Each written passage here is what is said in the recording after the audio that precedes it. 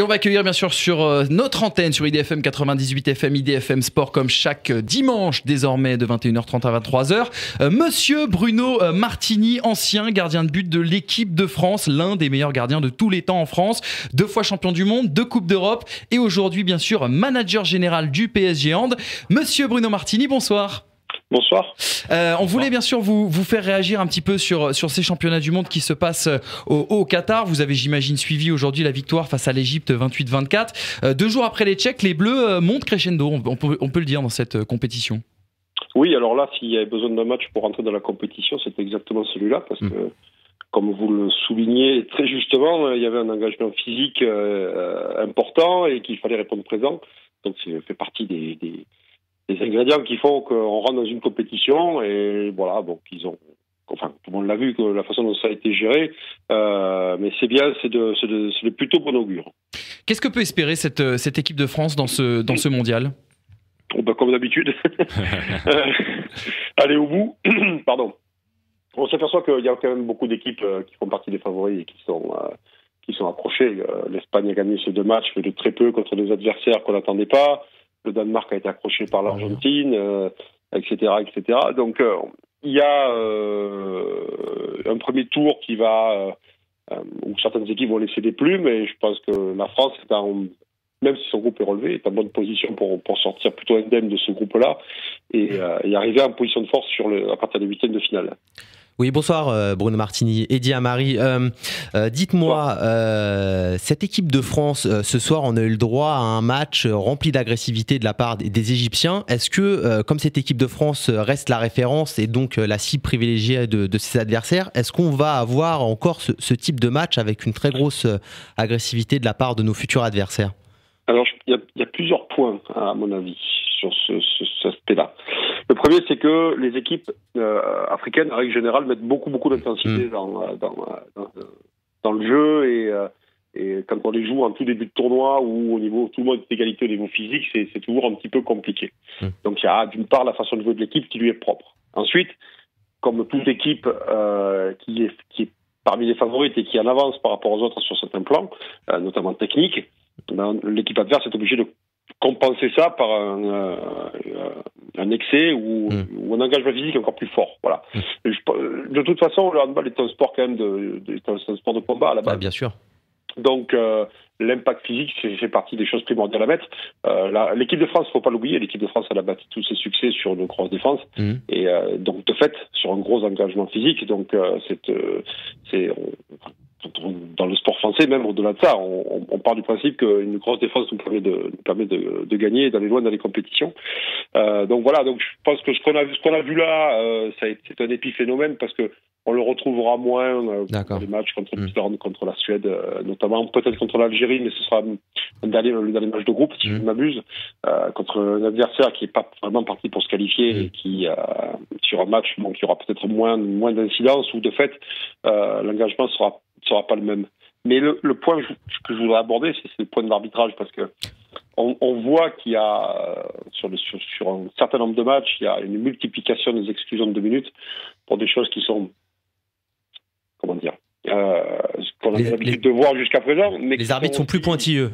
Oui, je pense qu'il y a des consignes de la part de la Fédération internationale là-dessus. Et on voit que le moindre jet sur un ailier qui est en extension, est sanctionné de 2 minutes, et pénalty, etc., etc. Il y a les tirages de maillot, là, il y a zéro latitude, on sort tout de suite. On a vu ce qui est arrivé avec Xavier Baraché, notamment, en 2e mi-temps. Voilà, donc après, ça va être un équilibre à trouver, parce que, comme je le disais tout à l'heure, le handball est aussi un sport de combat.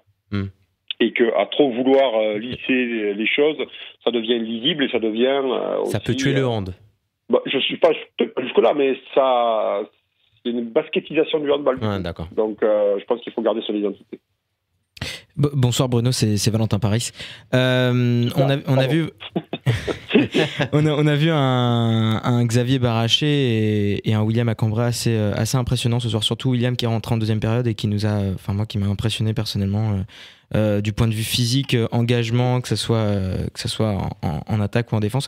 Mais c'est vrai que William avait eu un peu de mal à lancer sa saison et on sent vraiment que ça, il a trouvé un rythme un peu un rythme de croisière intéressant. Par contre, on n'a toujours pas vu Samuel Enrobia. Est-ce que c'est des problèmes physiques ou c'est vraiment un choix de Claude? Ouais, alors plusieurs aspects à ta question. William est affûté, et quand William est affûté, il court, il va vers le but, il a un gros impact et du coup il est performant. Voilà, et c'est ce qui lui arrive là, qui lui arrive pas forcément au tout début de saison. Xavier, faut pas oublier qu'il s'est blessé à la fin de la préparation, donc il s'est tapé 6 semaines de préparation physique, qu'il s'est blessé au doigt et qu'il s'est retapé 6 semaines de préparation physique. Donc je lui avais même d'ailleurs dit, tu es le seul joueur qui va avoir 12 semaines de préparation, tu vas faire un mondial au Qatar de malade. Et je pense qu'effectivement il a eu du mal à se mettre en rythme sur les 2 premiers matchs, mais c'est logique quand on est arrêté très longtemps. Et là, il est bien, il est sur la lignée de ce qu'il a fait à partir du match contre Montpellier, chez nous. Et il est très, d'abord, c'est un joueur qui est très intelligent dans le jeu et qui est polyvalent, qui peut attaquer, défendre.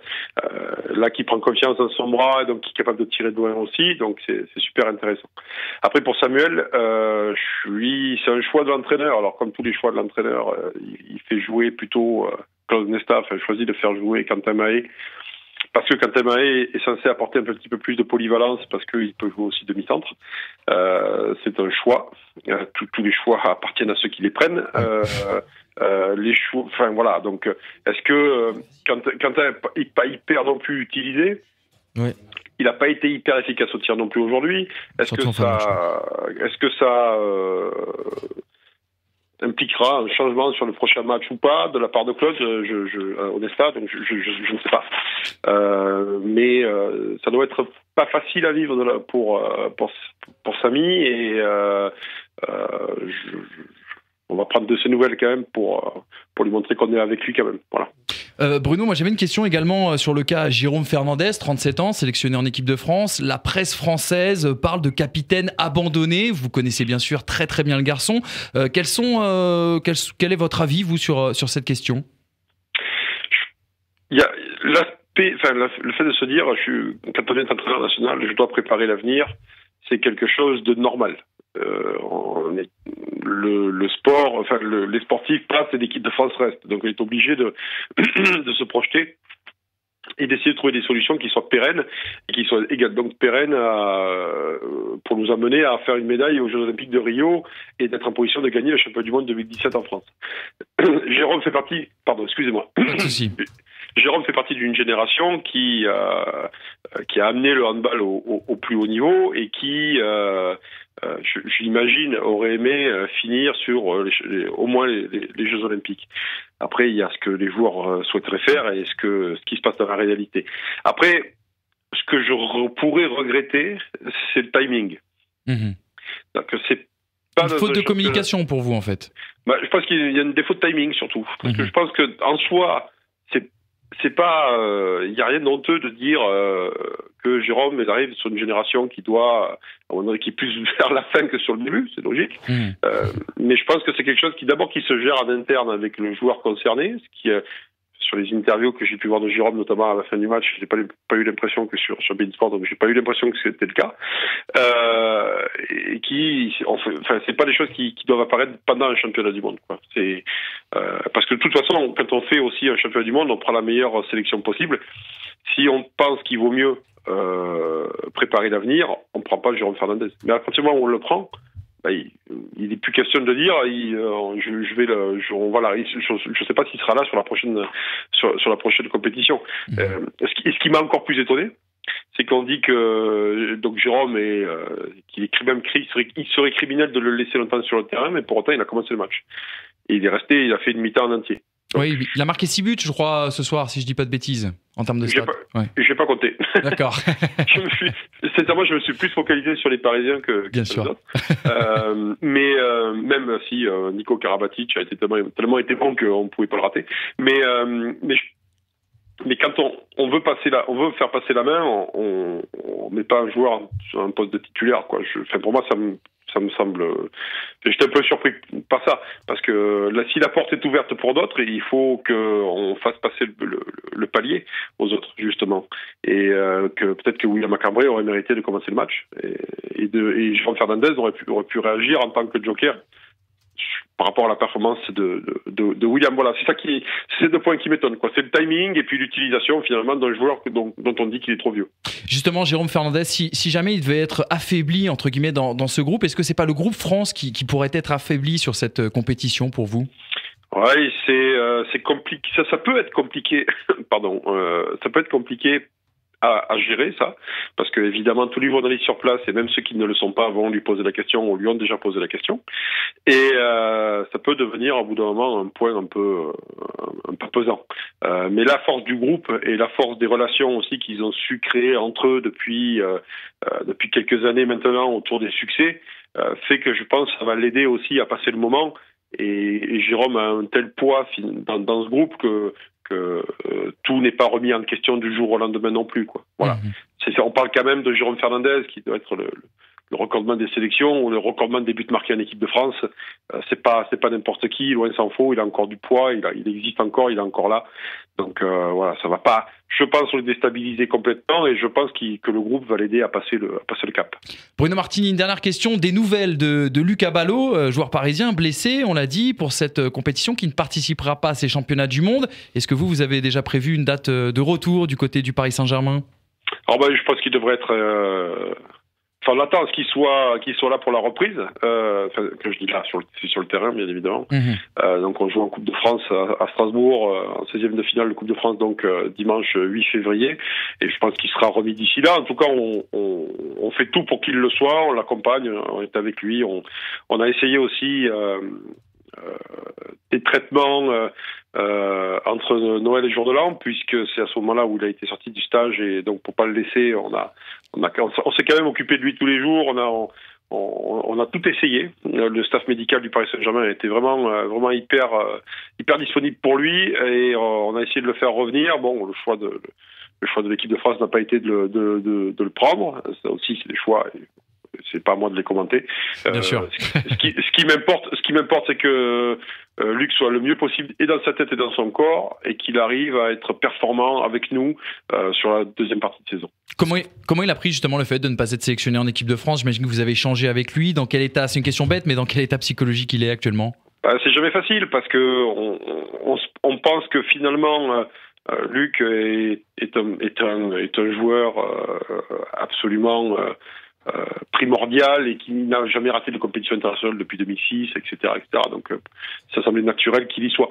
Moi, il regrettait peut-être que Nesta ne l'ait pas amené pour lui voir être utilisé en deuxième partie de compétition, ce qui a déjà été fait sur un certain nombre de joueurs sur les années précédentes. C'était le cas de Thierry Omeyer au championnat d'Europe la saison passée au Danemark. Voilà, donc ça, il a pris un petit coup, mais encore une fois, on est là pour l'entourer, l'accompagner, et de faire en sorte de lui montrer que on est avec lui et qu'on l'accompagne dans ce moment-là, quoi. On a accompagné Xavier Baraché pendant de longues semaines, même si ça a été difficile, même pour lui, parce que c'était très long après sa blessure. Là, Luc, c'est plus difficile parce qu'effectivement, il rate un championnat du monde. Mais voilà, il y a encore beaucoup de choses à faire sur cette saison, et à nous de bien l'accompagner. Merci beaucoup Bruno Martini d'avoir réagi sur IDFM 98 FM, et je voulais vous remercier 3 ou 4 ans après pour le magnifique reportage que vous nous aviez permis de faire. À l'époque, c'était le Paris Hand, vous en étiez le président, et c'était un très grand moment sur IDFM 98 FM. À votre disposition, c'est un plaisir. Merci beaucoup. Merci beaucoup Bruno Martini d'avoir été nous, et puis surtout bon championnat du monde et bonne année 2015 avec le Paris Saint-Germain. Ouais, merci, bonne année à vous tous également. Merci beaucoup, bonne soirée. Voilà, c'était Bruno Martini qui était avec nous en direct sur IDFM 98 FM. Rien que ça fait plaisir à un aussi grand monsieur qui donne du temps à notre petite structure, mais si belle émission, bien entendu.